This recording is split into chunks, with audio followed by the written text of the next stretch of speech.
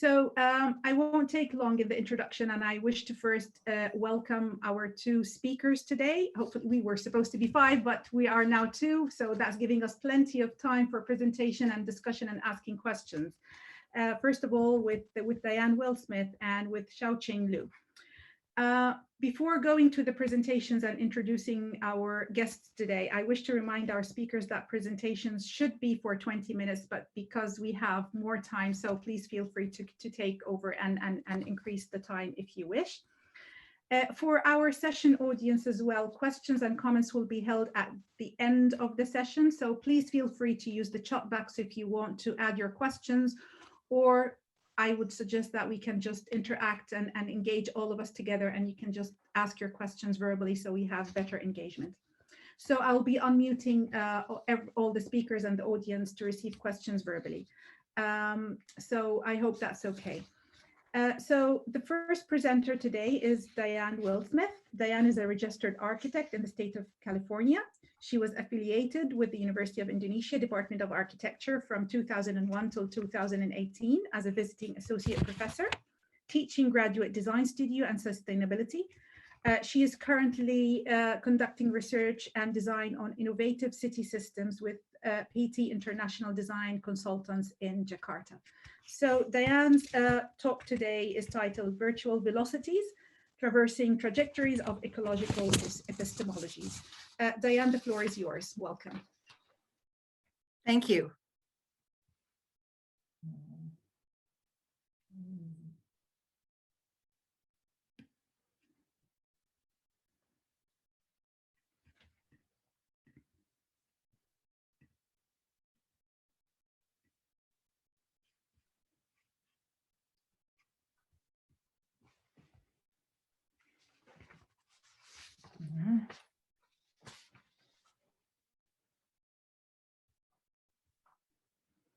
Come on.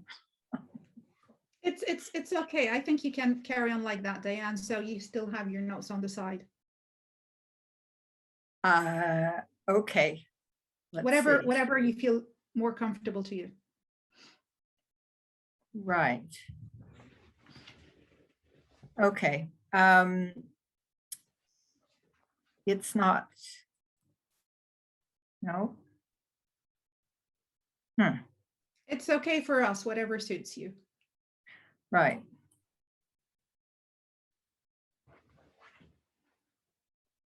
Okay, so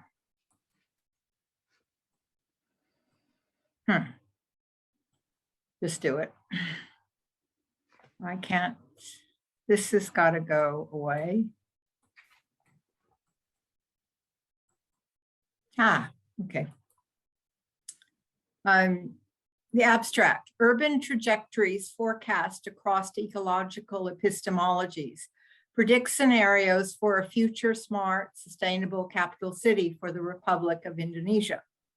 During the COVID pandemic, a correlation between density and contagion supports a biomorphic design philosophy based on nature, technology, and a better understanding of life. In terms of global urbanism, the research thus addresses the question, how will digital space and virtual engagement transform the public perception of physical and spatial qualities for a future capital city?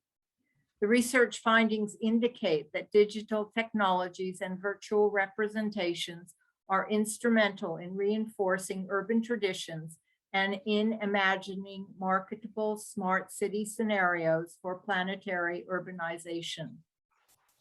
Virtual reality technology creates an urban epistemology for a sustainable capital city. Targeted as a diplomatic and administrative capital composed of 1.5 million people, the new capital city will merge the attributes of a compact, ecological, and data-driven smart city. Around 5 million people are expected in the first phase. With a budget of 33 billion, the 40,000 hectare site near Balikpapan will replace Jakarta, which is beset with environmental issues of flooding, water shortages, and traffic congestion. The proposed location for a new capital city will be in East Kalimantan, near the geographic center of the Indonesian archipelago. And you can see that here in the center. Introduction, the virtual versus the real. Tracing trajectories of virtual tradition, illuminating epistemologies of the urban, forecasting a virtual reality scenario for a smart, sustainable city, investigating ecological epistemologies and disruptive traditions, and reinforcing urban traditions and creating virtual realities are the subjects of this discourse. 1, tracing trajectories of virtual traditions. This discourse investigates the relationship between the real world physicality and imaginary virtual landscapes to configure a scenario for a sustainable capital city. From the vantage point of a NASA satellite, trajectories of virtual traditions in capital cities reveal the urban cartography of Paris at night. Likewise, the Eiffel Tower is an iconic beacon of French culture and engineering expertise. Circular iconography is a traditional symbol of power in capital cities. So here we have a NASA view of Paris, and you can see the ring road around the outside of Paris. A virtual trajectory is based on an analogy in physics whereby the flight path of an object with a mass in motion follows a certain path through space as a function of time. Virtual tradition combines an imaginary and a cybernetic world with beliefs, customs, and practices in the real world to envision a possible future city scenario. Virtual reality is a three-dimensional computer-generated environment which may be physically manipulated by a person using or wearing electronic equipment. Nezar Al-Sayed notes, indeed, everyday life is only one example of virtual reality. In other words, the virtual is distilled to real life in a way that makes it hard to claim its independence from reality. The Eiffel Tower is an iconic beacon of French culture and engineering expertise. Virtual velocities in a mechanical world imply movement or hypothetical displacement of an object in space. Disruptive traditions, or what Abedin Kusno refers to as a turmoil in the realm in Jogja, also occur with contemporary events such as the coronavirus pandemic to alter the perception and use of urban environments. Trajectories between the virtual and the traditional stimulate notional directional strategies for a capital city. The research findings indicate that alongside oral traditions and built traditions, digital data and virtual engagement reinforce the circular iconography capital cities in conveying state power. So we see here in Paris, the Arc de Triomphe and the avenues radiating out from there. The tradition of grand centralized public spaces connected with grand boulevards forms the symbolically powerful precedent for Washington, D.C. The iconography of the circle represents centralizing power. Equally potent as a symbol, diagonal boulevards provide physical and egalitarian connectivity in iconic capital cities. Turkic and Sumerian oral traditions of a tree of life, a bird of paradise, and a golden egg to symbolize fertility are the inspirations for Bayturek Tower in Astana. So here we have Washington, D.C. 2, illuminating epistemologies of the urban. Urban epistemologies illuminate a knowledge platform for the realization of urban space to provide public parks, dwellings, workplaces, etc. In the context of a future city methodology, this design research is divided into 3 trajectories of inquiry. And here's the tower in Astana. Lefebvre notes that urbanization is virtual today, but will become real in the future. Second, Bibri and Krusty devise a step-by-step process of backcasting for a data-driven, smart, sustainable city model That requires cultural verification, especially in developing countries. Third, Brenner and Schmidt elaborate on different urban epistemologies which blur the boundaries of a conventional urban-rural divide. Additionally, Bremer observes that within the porosity and territoriality of urban agglomerations, boundaries between urban and rural flows are fluid, amorphic, and transnational. Consequently, the research findings indicate that epistemologies of the urban involve quantification and accumulation of data about capital cities. Urban metrics reveal a positivist urban ontology based on measurable typologies, spatial types, and urban cartographies. So here's the example of the urban metric of Central Park. As a green urban metric, Central Park measures 843 acres. Data from the World City Cultural Forum notes the percentage of public green space in the city-state of Singapore at 47%. The need for green space as a major component of a healthy city is relevant in the coronavirus lockdown, where city parks are not only urban lungs, but also provide relaxation and psychological relief from isolation or quarantine. Harriet Constable questions, how do you build a city for a pandemic? Constable observes, even with big green spaces like Central Park in Manhattan, residents have struggled to stay far enough away from one another to curb the spread of disease. Constable notes the therapeutic value of green space in Singapore. Forecasting, a virtual reality for a sustainable city. The government of Indonesia's goals are to emulate the Silicon Valley and the San Francisco Bay Area to build a smart, green, and sustainable city. Apple Park conveys the symbolic power of a circle to communicate its innovative high-tech leadership. Sir Norman Foster chose this iconography to, in effect, connect the interior spaces with views of a great park to recall the region's agricultural origins.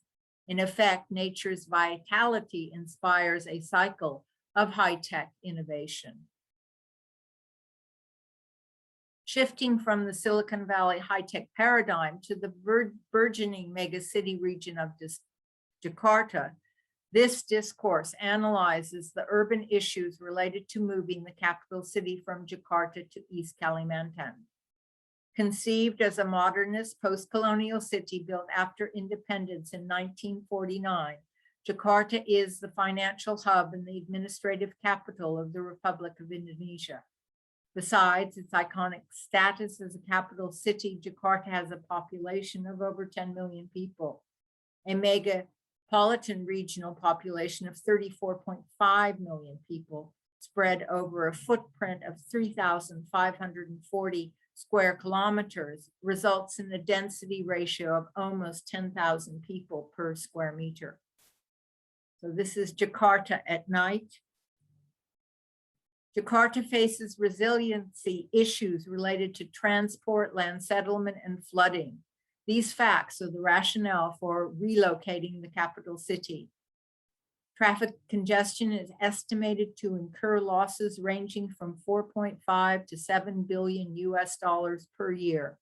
Additionally, Jakarta is sinking at a rate of upwards to 25 centimeters, 10 inches per year. Extreme monsoon flooding occurred at the Hotel Indonesia roundabout in 2013. Moving the capital off of Java is a gesture that aims to solidify unity, said Jakarta-based political analyst Kevin O'Rourke. Furthermore, author and visiting senior research fellow at King's College in London, Elizabeth Pisani, raises a question about social justice. Will moving the political institutions to Kalimantan really do much to promote national unity? However, the potential of migrants from throughout the Indonesian archipelago supports the national motto of unity in diversity for the new capital city. Then we move on to the trope of forest cities. The forest city is a biomorphic metaphor, an example. And another example of a forest city is the design competition submission by N-City of Singapore.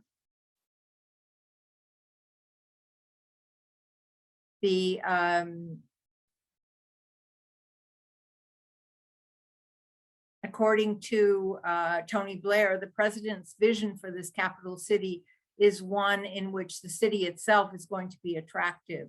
It's going to be a place where people want to come, live, and work, and also a capital city that's able to offer a new dimension to the Indonesian economy.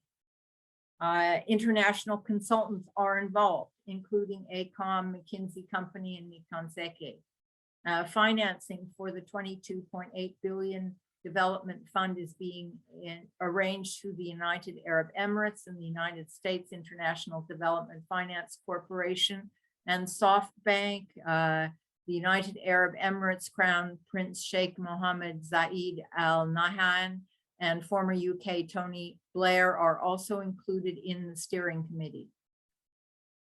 This is the winning submission that was submitted by Sibarani of Urban Plus, and it's a forest city, and you can note the axial center alley and leading to green space and a lake. Amid the coronavirus pandemic, the new capital city for Indonesia was placed on hold on August 19th to prioritize health and economic recovery. And such project cancellations were in parallel to IAST's 2020 virtual conference, Disruptive Traditions. In an interview with Reuters, Planning Minister Suharto Mono Arfa stated that their number one priority is the recovery of the economy and overcoming the pandemic. The coronavirus pandemic underscores the dystopian reality of disruptive traditions and their impact on the economy and the urban environment in comparison with the virtual reality of a smart green capital city. As of August 2021, the capital city is still on hold and we've been under lockdown. This is another example of the design competition. This is Infinite City with high-rise buildings, one that is more predictable for a capital city. For investigating ecological trajectories of disruptive traditions, investigating environmental epistemologies related to the disruptive forces of climate change and the coronavirus pandemic forecasts a virtual reality of a post-pandemic city. Hauntingly prescient of urban life during the coronavirus pandemic, E.M. Forster's novella, The Machine Stops, describes a dystopian life whereby people live in underground in self-isolation and communicate with pneumatic posts comparable to the internet or Zoom teleconference, or indeed the virtual tradition conference that we are in now. New York City, Times Square during the COVID pandemic, entirely vacant. Disruptive traditions reveal empty urban spaces in contrast with relatively crowded parks and beaches. Sobering visions of empty global cityscapes devoid of people with predictable impact on trade and tourism typify the coronavirus lockdown in capitals worldwide. Iconic urban monuments such as the Eiffel Tower were closed to urbanites and tourists alike. It was probably the same in Las Vegas. Equally, the authority of federal, state, and municipal government public health restrictions renders the once vibrant entertainment nexus at Times Square in New York City to a vacant boulevard, devoid of people. The streetscape, as an empty void, is flanked with shuttered shops on either side, which portrays a dystopian reality. In short, the spatial distancing precautions to curb the spread of the coronavirus disrupted economic, civic, and social life. When will the crowds return to the Louvre Pyramid? It's anybody's guess. The culture, without the presence of people, the impact of the coronavirus pandemic reveals the stark typology of grand public spaces and boulevards. This reality reinforces the Brenner and Smith thesis that urban form is merely a temporary materialization of socio-spatial transformation. The urban is a process, not a form. Once the coronavirus vaccine is available, it is predictable that Jakarta's civic places will return to a different kind of normality, perhaps cohabiting with virtual and real traditions. So this is around the Hotel Indonesia. Conclusion: reinforcing urban traditions and creating virtual realities. Urban trajectories forecast across ecological epistemologies predict future scenarios for smart, sustainable cities. Initial research findings indicate that virtual velocities attributed to the impact of the coronavirus pandemic are predicted to alter the urban morphology of traditional and virtual realities. Consequently, the epistemology of the urban is a constantly evolving discourse, requiring epistemological, financial, social, and political insight, which will determine the sustainability of data-driven, smart, sustainable cities. In conclusion, the findings indicate that digital technologies and virtual representation are instrumental in reinforcing urban traditions and in creating virtual realities for imaginative and marketable smart city scenarios for future planetary urbanization. So in conclusion, I would also like to thank very much David Moffett and Nezar Al-Said for working with me to take the IASTI working paper and turn it into a published paper for the TDSR. Thank you very much for listening. Thank you very much, Diane. A really interesting and fascinating presentation. Thanks a lot. And I think hopefully we're going to receive some questions to stimulate the discussion about that, but just after we finish the next presentation. So thanks a lot. So our next presenter, Xiaoxing Liu. Would you like to start sharing your screen, please, until I do the introduction, please? Liu is a PhD student at the Department of Architecture, the University of Hong Kong. Her PhD thesis explores the architectural history of overseas Chinese architecture during the late 19th and early 20th century. In particular, she focuses on Southeast Asia and South China as representative regions for the development of overseas Chinese communities. Her talk today is titled Virtual Memories and Traditional Practice. So Xiaoxing, can you please share your screen, and the floor is yours. Okay, thank you very much, Professor Celine. Yeah.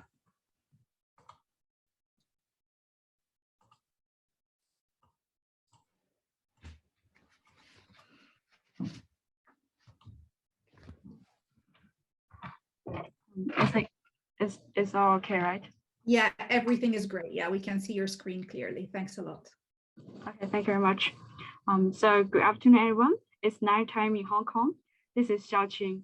My great honor to present my paper, Traveling Architectures, Virtual Memory and Traditional Practice from the Chongxi Ancestral Hall to House of Tanyuni from 1870 to 1911, based on two fieldwork in Chaozhou and Singapore. The architecture built by overseas Chinese in Chaoshan and Southeast Asia are well known for architectural history because of its strong connection with home regional culture since the late 19th century.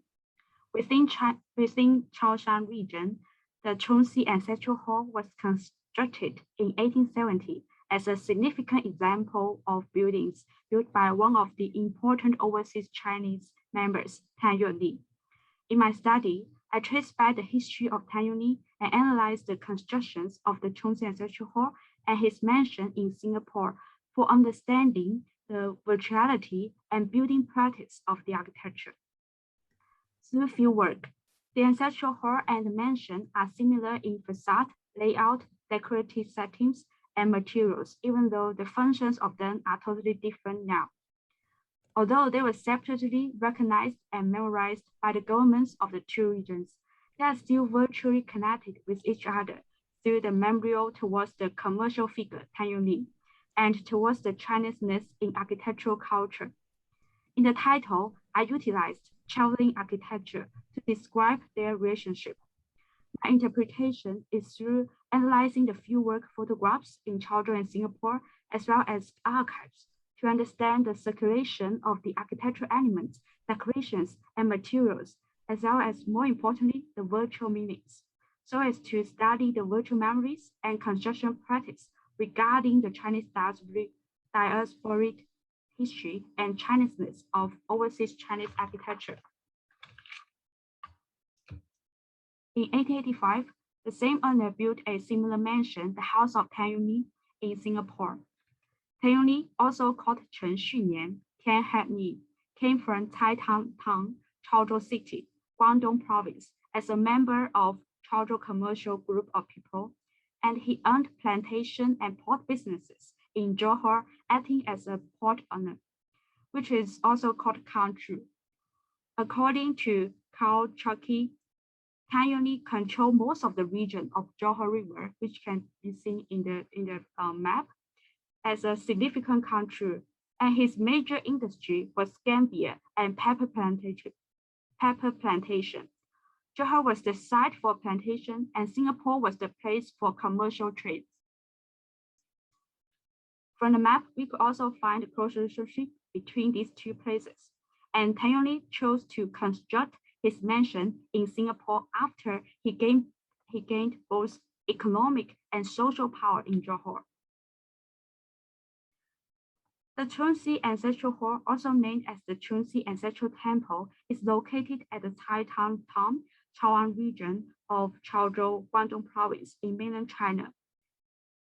From the map, the temple is rather close to the Sanpu Mountain and is right at the coastal area of southeastern China. The Sanpu Mountain does not only serve for the German Sea concern, but also, more importantly, provides building materials for constructing the Chunxi Ancestral Hall.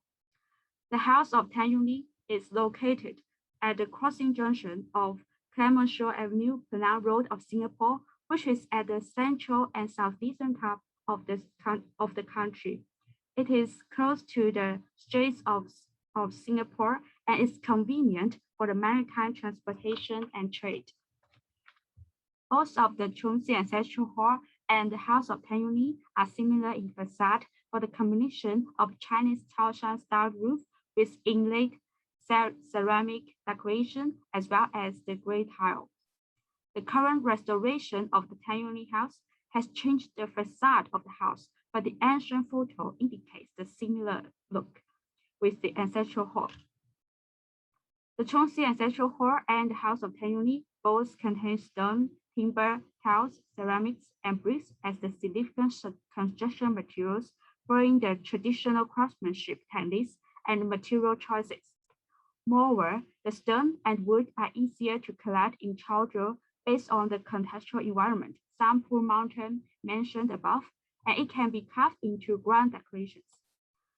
The circulation of materials and techniques of craftsmanship from Chaozhou to Singapore also facilitated the construction of the two traveling buildings. In the House of Tan Yongli, the proportion of the wooden decoration is more than the stone one, since timber is much more convenient to transport and collect in Singapore. However, stone is still utilized as the base for the timber structure, which follows the traditional practice of Chinese architectural construction. Chunxi Ancestral Hall is a representative grand courtyard design as a form of 四马拖车, which means 4 horses driving the carriage, represents the form that the building cluster with 3 horses, or we also call 3 things in Chinese, 2 side horse and a back hall of house, with dragon and tiger gates in the southern and northern side of the whole setting. In between the 2 major rings, there is an air well. There are side halls in the left and right sides, and there is also a worshipping hall for ancestral shrine, which is also called Baiting. There are 3 bays, and these architectural elements are in essential assets, and it's also contains special wooden and stone decorations. The House of Tanyuni is a translation of Chinese Chaozhou traditional mansion in Singapore in 1880s. Although the House of Tanyuni has currently been transformed into a lecture hall for an international college, the mansion is still in a rather traditional type of Chaozhou style. There are 3 major halls and 2 courtyards within the Tanyuni Manor in a central axis, which follows the tradition of Chinese courtyard house. There are changes in spatial design, as there was only 1 floor of the courtyard house from the postcard photograph in the late 19th century, while currently the left side hall Jing has been added as 2-floor side hall, and the right one has been transformed into a garden with pavilion. The entrance hall serves as the reception function. The stone script, pottery decorations, and wooden bracket structure all demonstrated Chaozhou features of a building. Various architectural decorations and the grand scale of the buildings are demonstration for the wealth and power of Tanyuni as a famous diaspora. The current ancestral hall kept the function of ancestral worshiping and memorizing. In history, it was transformed into food storage during the Cultural Revolution period and now serves as a tourist spot and conservation site for Chaozhou. It is also under the heritage list of national significant heritage of mainland China. The House of Tanyuni has transformed in many aspects, referring to multiple functions and purposes. Although there were transformation of purposes and functions among these 2 buildings, the meanings of them are still effective and significant for people, which leads to the discussion of virtuality of the building practice. The current situation of the House of Tanyuni is under renovation and modernization, but it does not influence the fact that the left construction structure as well as the layout are existent as the reality for history of these wealthy merchants in the 19th century Southeast Asia. The symbolic meanings expressed in the designs and creation of Chongxi Ancestral Hall and the House of Tanyuni indicate some virtual imaginations and memories for a group of Chinese. For symbolic meanings, the decorative elements express the virtual meanings in the architectural elements. These are existing construction for residence and ancestral purposes, which attach with virtual meanings in connection between the Chinese community in Southeast Asia and the group of Chinese in hometown. The decorative manner supporting structure in the Chongxi Ancestral Hall showcase the strong belief in good fortune and wishes contained in these architectural elements. The symbolic meanings are a special gift by the constructors for the descendants and the communities that time for comfort and wish. It represents the Chinese tradition, especially for Chaoshan region, in favor of the good fortune elements of manners for descendants. There are also elements in the same place of House of Tanyuni for the architectural structure of the Manan supporters. Although the materials are a bit different, the form and type of the decorations are the same. Moreover, for the viewers, this type of decorations gives much more visual impressions on the image of domestic and family-related emotions for happiness. The decorated carvings in Chongxi Ancestral Hall is famous for the marvelous skills of the craftsmanship. It also showcases the imagined life for Chinese in mainland China about fishing, agriculture, hunting, and reading. These 4 major activities were carved in the stone decoration painting, which showcased the natural and humanity scenes for people who visited and worshipped the landscape in decoration. On the other hand, these symbols are also contained as virtual tool for the communities to store their memories. The specific shape of the windows, as well as wooden carved decorations in the House of Tanyuni, are less grand as the one in Chongxi Ancestral Hall. But due to the war and the time changes, the original photo of interior is undiscovered, which left more room to investigate.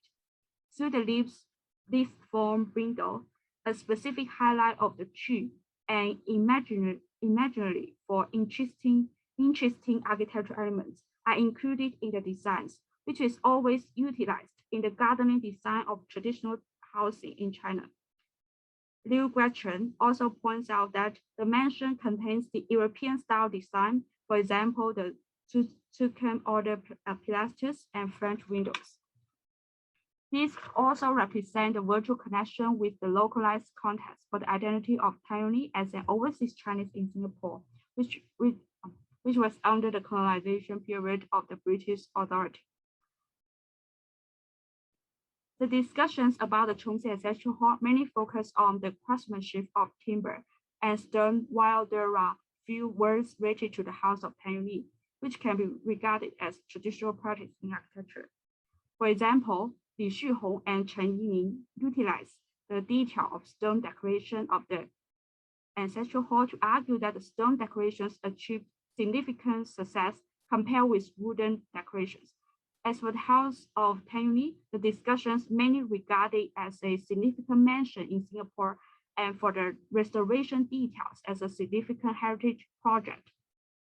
Moreover, for Taiwanese personal history, scholars highlighted the commercial achievement of Taiwanese as a special Chaosha businessman.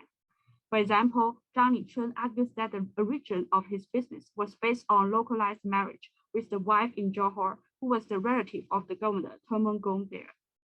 These are significant foundations for understanding the two houses, and there are few discussions about Taiwanese networks in Johor and Singapore, as well as the building connections in Chaozhou as a whole mechanism, which leads to a gap for me to think about the virtual and real perspectives in the building practice, as well as symbolic meanings, and add to discussion of Chinese diasporic architectural history.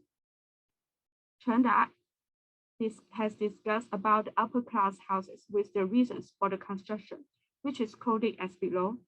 In short, an effective display of pride does not mean only a large house, but it has to have evidence of taste and culture. What they do contribute is financial ability to gratify these tastes and sometimes innovations which produce curious contrasts between old and new in the homes and in the furnishing of homes. Guangdong and Fujian always have been famous for the home culture. Chen Da's argument to some extent points out the ritual for this group of overseas Chinese to construct mansions for showing their taste and culture. And this article would like to use the two traveling architectures to further indicate the virtual meanings of the building practice for not only memorizing a specific family or family leader, but also extending to the memorizing towards the Chineseness in culture, especially in Chinese architectural culture. Here, the Chineseness is diverse and should be specifically discussed in different regions and time periods. Reference to Wang Gengwu, he asks whether one term is enough to capture the richness and variety of the hundreds of Chinese communities and warriors. Thus, in Taiwanese case, the virtual memory stored in the building practice is the construction practice by the Chinese diaspora, which utilized the Chineseness, specifically Chineseness of Chaoshan culture in architectural styles and building elements to demonstrate their identities. Reference to Liang Sicheng, he argues that the timber structure is a significant feature for the Chinese traditional architecture, which can be explicitly found from the construction materials of these two buildings. While conducting the field work, the major restoration of both heritage was ongoing, which provided the opportunity for me to consult the core value for these two heritage buildings by asking the craftsmen. They both replied with the remaining of timber structure through the building practice as an answer. The rituals and virtual meanings shown in the decorations also depict the tradition of Chaoshan region, which is a part of the systematic components of the Chinese architectural structure in region. The Chinese diaspora utilized these features to help construct their identities, which utilize the real building practice for virtual connection. In all, the discussion about the traditional building practice of this overseas Chinese architecture should be situated in the specific context of this Chinese diaspora group to identify their virtual memories. It is not limited to individual memory, but also expands to a broader memorial of the region and Chineseness through diaspora architectures. The building practice carries, expresses, and continues the virtual memories, which attached more significance towards the trans-regional history of architecture and brings some discussion of real and virtual in this session. Bernie, I believe there can be much more discussion in different disciplines in terms of the interlinks of Chinese communities and transformed space through the scope of virtual memories and physical practices of buildings. That's the end of my presentation. I also need to give my deepest appreciation towards the whole committee, especially Professor Salim and all the officials that help with the organization. And also this field trip is part of my previous PhD project, but because of the pandemic period, I need to also change my PhD direction. So I appreciate this great opportunity for me to present some of the ideas in my previous fieldwork, and I appreciate all the opinions and criticism about the presentation, and thanks a lot. Thank you very much. Really fascinating work, and I think you've done a lot of that. So trying to put everything in the presentation, and I know that the ambition and the kind of data you've collected, historical archives and so on. So it's really fascinating to see what's happening there, and understanding the processes and the methodologies behind that. So I'll open now the session for asking questions. And as I mentioned at the start, hopefully that everybody, can everybody unmute yourself, or do I have to unmute?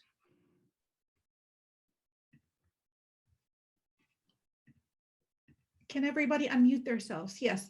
So hopefully we'll try to take some questions from the audience in the room now. So we don't have a raise hand option, but I've seen in the chat box, Professor Abdelmonem, you have a question, and then we have Mengli has a question as well.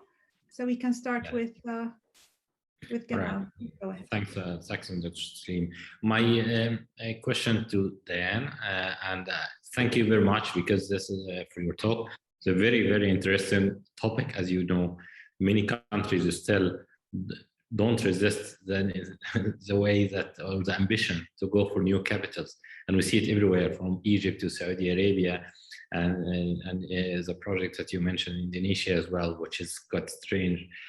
So my question to you, with the continued interest in building new capitals across the globe, how, in your view, the political agenda impede the achievement of environmental objectives and targets for those nations? Because effectively it's counterproductive when we have the climate change and then the new capitals are being built at the same time. And my second part of the question, how virtual reality, the focus of your talk, actually is being used or manipulated by governments to advance their political agenda by trying to steer the public opinion and the population to support their agenda, using this kind of giving them hope in the future, a new utopia on their grounds, and then promising them futures, and using virtual reality to really manifest that, even though that reality may not really happen during their lifetime. Thank you. Thank you, Professor Monem, for your questions. Relative to the political agenda, it seems to me that for example, the government of Indonesia is very much behind the idea of a green city and a smart city. And in that sense, the virtual reality is supporting the government's ambition to build a new city that would be an example to the world of what a potential city could become.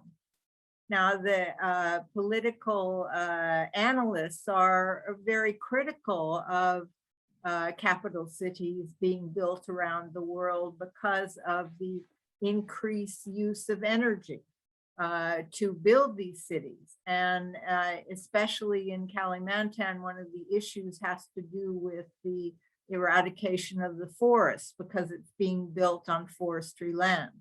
So the trade-off involved is, one trade-off involved has to do, for example, with Cairo, with the new city being built. And SOM, being an international architect, is one of the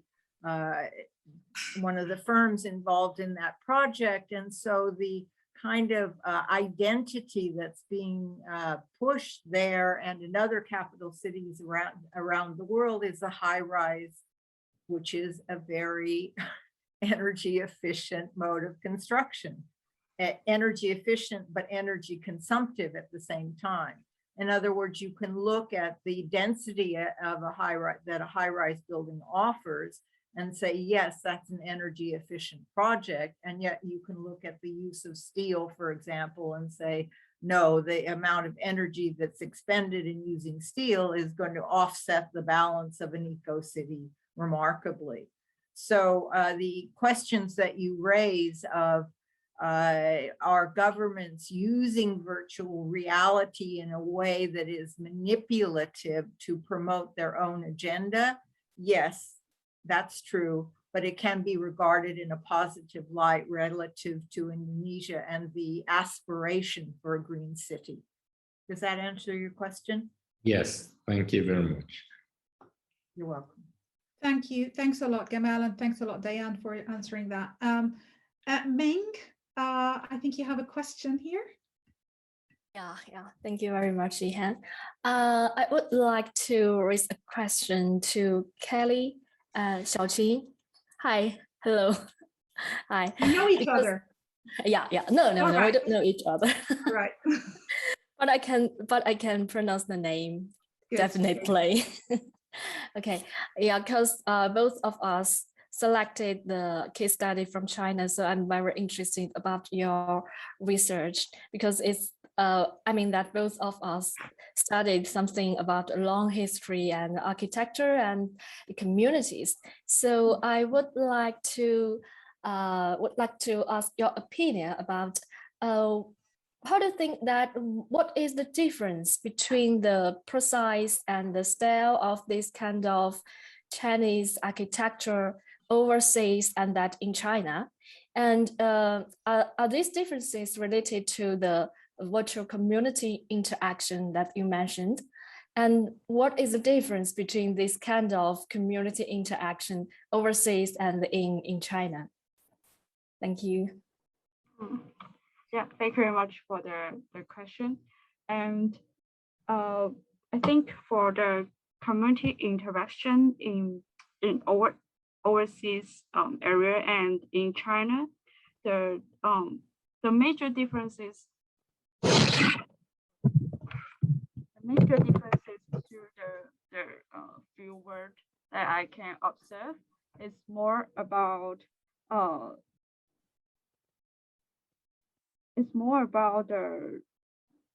the origin of the organization to some extent. For example, the purposes for how they connect with each other. When I visit the Southeast Asia, I think most of the Huiguang, some of the organization for uniting the overseas Chinese, they are more for the purpose that we should survive in a diasporic society. And for the social life in China, especially southern China that I am looking into, is a big difference that for overseas Chinese, they more for the purpose for returning or sending money or funding back. And mostly they try to have their retiring life in their so-called hometowns. But a pity that I did not do much research in northern China and other parts of China. So I'm not 100% sure for what the situation would be like in the other parts. Yeah.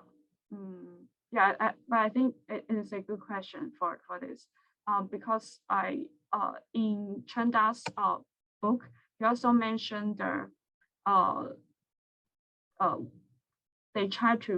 overseas Chinese try to construct the buildings in their hometowns for to show their culture and taste.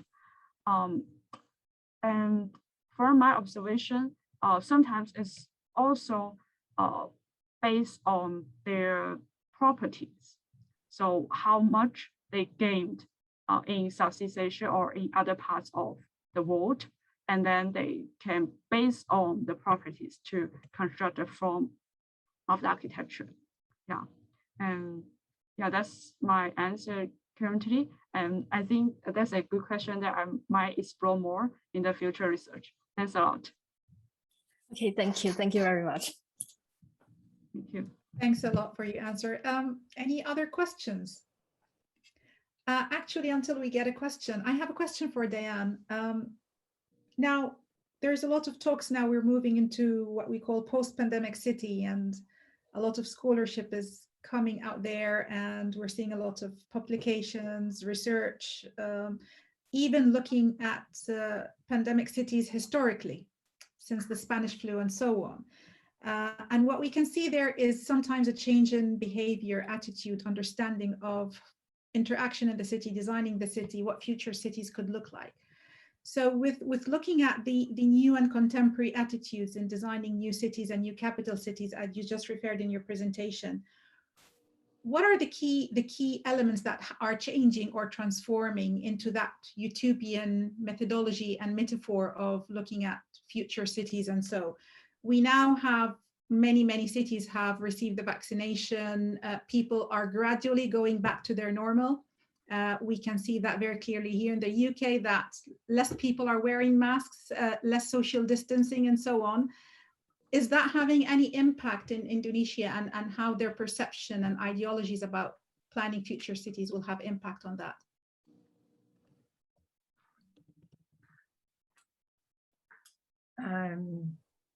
Yes, to answer your question about what the impact of the pandemic will have on future urban planning, especially in Indonesia, perhaps it's too early to tell because of the Delta variant and the spike that occurred in June, July, and August.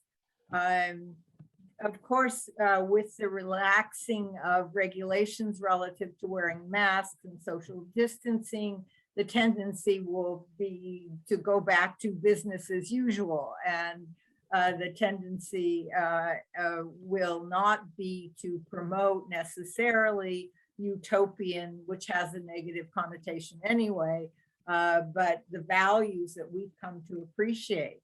However, I believe that we have learned from the pandemic. For example, the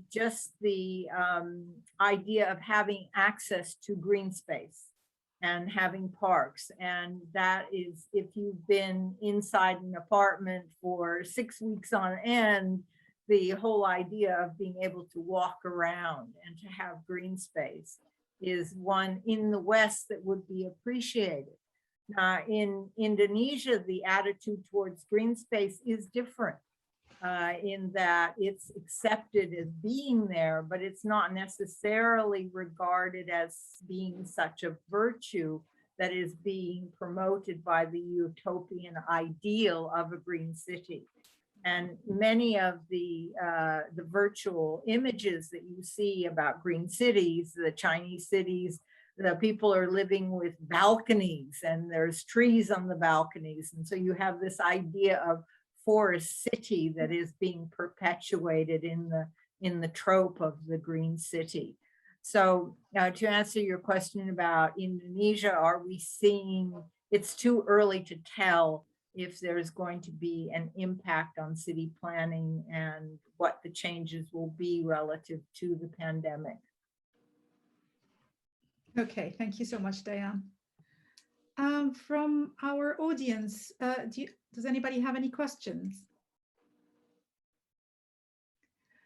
A question to Shaoxing, please, because the phrase that you've used, virtual memory, really grasped my attention a lot. And my question is, how are you actually interpreting that definition of virtual memory within the work you are doing and your research? You mentioned that it's not the normal measurable memory that you're looking at, it's the unmeasurable.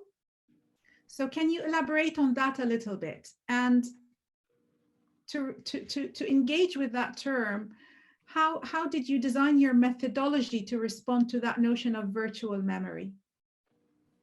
It's a bit of a very curious to know that. It's really fascinating. Yeah, thank you very much for Professor Celine's question. Yes, actually, that is also the reason for me to connect these two buildings together. Is actually these two buildings have been built in two really different regions. However, they were connected because of the previous owner, and currently they were also memorized because of quite a broader context for so-called Chineseness in the architectural history. So after the viewers, I have a more clearer understanding for the connection between them. However, I'm also thinking of how can I describe this kind of connection. And the reason why I use virtual memories and I talk about unmeasurable nature is because I can easily refer the building practice, such as the craftsmanship or the some of the building traditions, and tracing them back towards the traditional Chinese architectural practice, and I can easily connect them together. However, what are the meanings that contained in these kind of decorations or the building practice can be interpreted in different ways. Yeah. And that's why I use virtual memories, and I highlight virtual, the word here, because I figure out that these kind of meanings are also changing according to a time. Yeah, so for your follow-up question for the methodology part, I think for me, the field work is more focusing on the building part, the building practice part, and for the virtual memory, more I can do is to investigate the personal history of Tan Yunli and tries to see how I can find more, except not just limited to the personal history part. And after doing more, seeing more archives related to the Chinese architecture that period, and I figure out that actually this kind of, the word I use, the virtual here, actually refers to or expands to a broader meaning for the Chinese diaspora group. So I think the methodology can be refers to both the field work and archival research. Yeah. Mm-hmm. And just to follow up with that question, so how do you materialize this memory that, in what form is it represented? So how do you display it? How do you disseminate it? Is it like when we say it's virtual, there is a kind of, is it materialistic? Is it not? I think this kind of virtual meanings here has some reliance with the building practice. All right. So yeah, so it is still partially materialized. All right. Yeah, however, because the phenomenon is that the meanings has changed according to the time. So I still think it can be called virtual, and it's still restored in the minds of the people and changes according to the time. Okay, thank you very much. Thanks a lot. Thanks a lot. I think Mais raised her hand for a question, if I'm correct.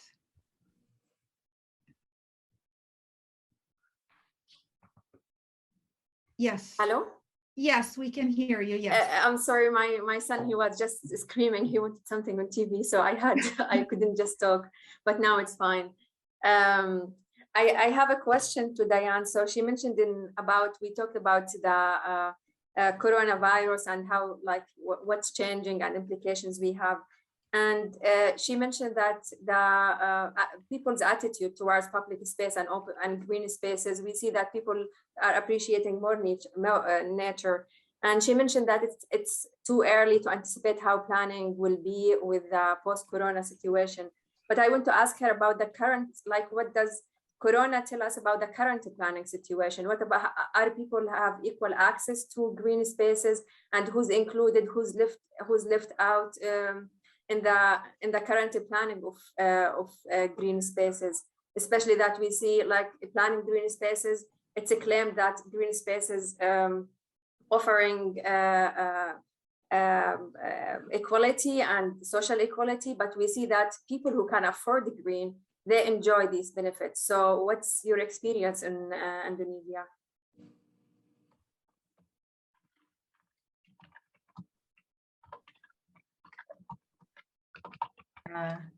Yeah, well, my experience in living in the San Francisco Bay Area which is where I'm from, for the last 2 years, is that there's a definite tendency for people to leave the city of San Francisco and to move back to the suburbs, so to speak, because they have their own private green space in the suburbs that they can utilize. And so that's that's a reverse trend to urbanization. And what it points to relative towards an ideal city or a green city is the use of having access to shared public space. One example that I found interesting was the urban metrics in the new park in Brooklyn, whereby circles were put on the grass so that people would know what the 2-meter distance was, how far to stay away from people. Relative to social equity, you again have to look at what is the attitude of the society towards green space. Is it valued, or is it fenced off? Is it like Hyde Park, where there's a fence around it and it's closed at night because of security? And those kind of issues are also pertinent in planning an ideal city.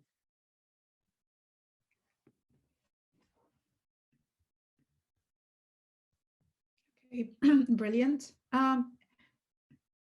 Mais, does that answer your question? Do you have any follow-up, or? In other words, I'm not sure that you can legislate social equity through zoning that would require that a certain percentage of green space be granted to people. I'm not sure that's a correlation that you can make. Yeah, thank you very much, Marianne. We have a question from Gamal. Another question from Gamal. Please go ahead, Gamal. Sorry, I didn't want to dominate the session. Just an interesting question about the virtual memory of the diasporic Chinese families, because this is very strong narratives around that. So the question to Shenwen Liu, it's very interesting to me about the memory in the diasporic settings, especially homes, because you identified the point about virtual memories, but memories is something that we carry together. And while you have demonstrated that through the design of homes and houses, there are other places where Chinese diaspora in Europe and in the US, for example, who really cannot really imitate the same design and spatial organization of their homes. So what kind of other forms do you think that virtually that memory could be carried into new settings, and how the spatial reorganization of domestic settings capture that.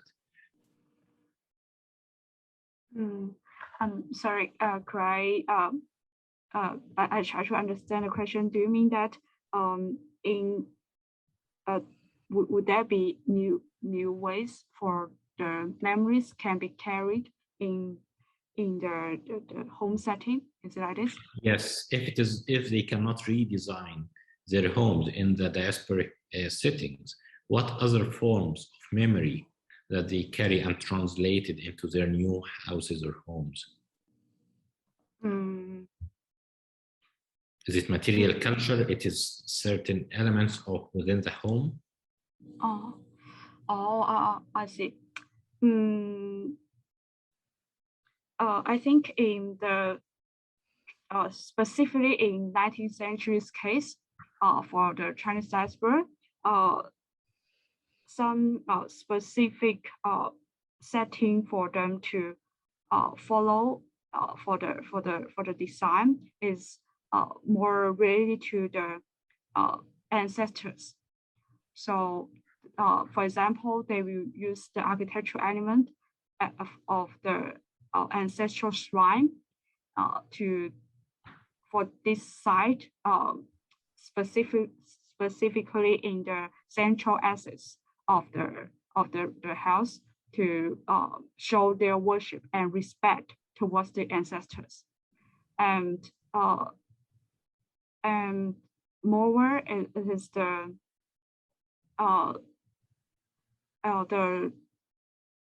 respect and worship of the Chinese civilization or Chinese culture. So although they are so-called commercial business, they are businessmen. This kind of social class in ancient China was not as high as literati in the society. So they will try to have the decorations that symbolized the Chinese civilization or literati's lives to show their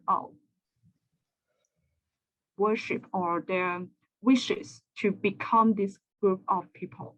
So I think I also showed the pictures in the PowerPoint about this kind of decorations. And for the redesign,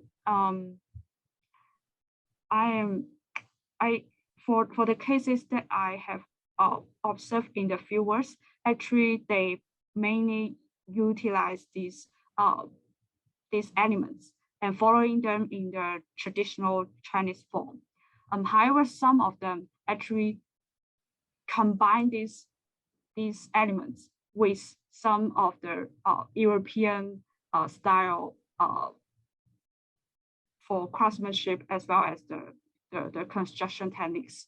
So yeah, I think you raised a really good question. Thanks, Professor Monem. And maybe I can do more research to try to clarify these architectural elements and design process. Thank you very much. Thank you very much. Thank you very much. Thank you. Thanks a lot, Gamal, and thank you very much for everyone. Do we have any more questions? Any more questions? All right.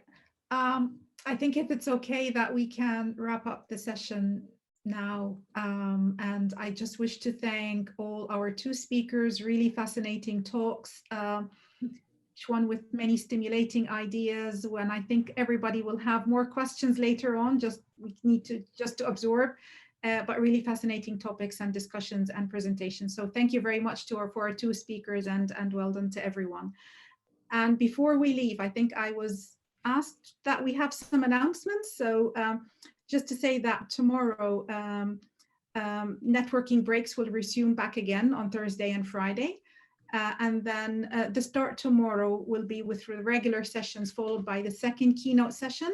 And at the end of the day, all participants and audience can access the recording of Nottingham and Leo of the walking tour that we should normally have physically if we're in Nottingham during the ISD conference.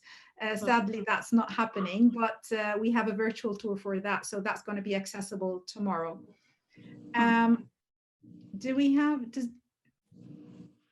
somebody raise their hand? No, I don't think so. So if we don't have any more questions or any more announcements, I wish to thank everybody and thank the audience once again. And thank you for joining the session today. And I hope it was really useful and stimulating for everybody. And thank you very much. Have a lovely day. Bye. Bye. Thank you. Thank you. Thank you. Bye, Kathy. Bye-bye.